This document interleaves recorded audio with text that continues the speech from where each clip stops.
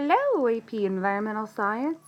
This unit is about land, public and private, the land use concepts and how we classify them, and land management practices. People are beginning to recognize and address the problems of urban sprawl. One approach, smart growth, focuses on strategies that encourage the development of sustainable, healthy communities. The Environmental Protection Agency lists 10 basic principles of smart growth.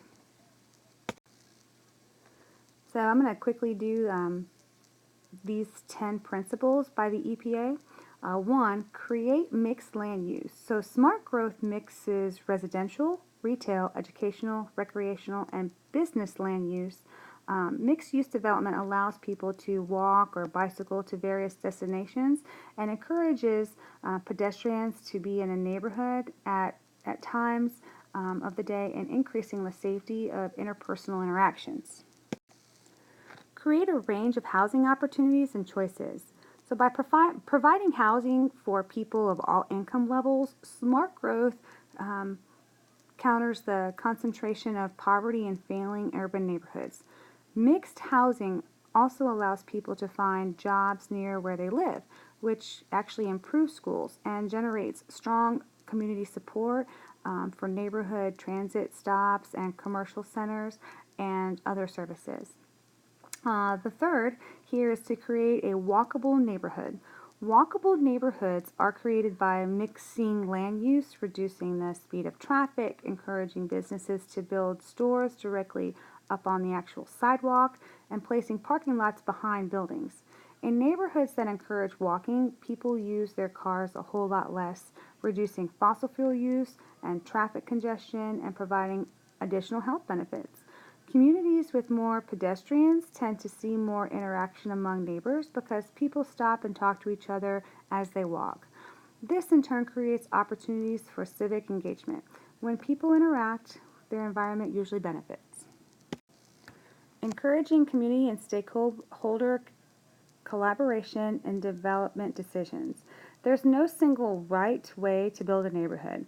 Residents and stakeholders, people with an interest in a particular place at an issue here, need to work together to determine how the neighborhood will appear and how it will be constructed.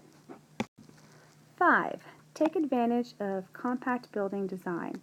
Smart growth incorporates multiple building and parking garage designs, as opposed to sprawl, which is basically parking lots.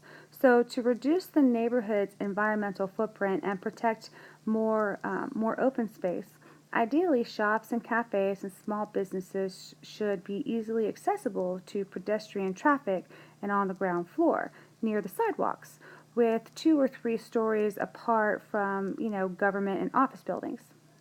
6. Foster distinctive, attractive communities with a strong sense of place. A sense of place is the feeling that an area has a distinct and meaningful character. Many cities have such unique neighborhoods, like the French quarters of New Orleans, for example, has a sense of place that adds to the quality of life of the people living there, regardless of their income level. So smart growth attempts to foster this sense of place through development that fits into a neighborhood. 7. Preserve open space, farmland, natural beauty, and of course, critical environmental areas. Working farmland is a source of fresh local produce and other goods, so open space provides opportunities for recreation and enjoyment. Land protection from development through restricted growth also provides habitats for a variety of species. 8. Provide a variety of transportation choices, what we call the TOD, the transit-oriented development. This attempts to focus dense residential and retail development among public transportation stops, giving people the convenience of stopping at the areas that they like to shop as opposed to an alternative to driving. So bicycle racks and safe roads and pleasant sidewalks for walking, frequent bus stops and services, a light rail service can also aid in this goal. Car sharing networks like a Zipcar can provide easy access to a fleet of rented automobiles. So this increasingly popular service reduces the need for private car ownership where public transportation is not always available. And there's number 8, sorry. All right, number 9, strengthen and direct development towards existing communities. Development strategies can help to reinvigorate urban areas that are caught up in this vicious cycle of depopulation and blight and can protect rural lands from sprawl. So the development that fills its vacant lots with existing communities rather than expanding into a new land is known as what we call an infill. Some cities, like Portland, Oregon, for example, have been successful with this urban growth boundary, which basically places restrictions on development outside of the designated area. So they're infilling and strengthening the development back into the designated area. All right.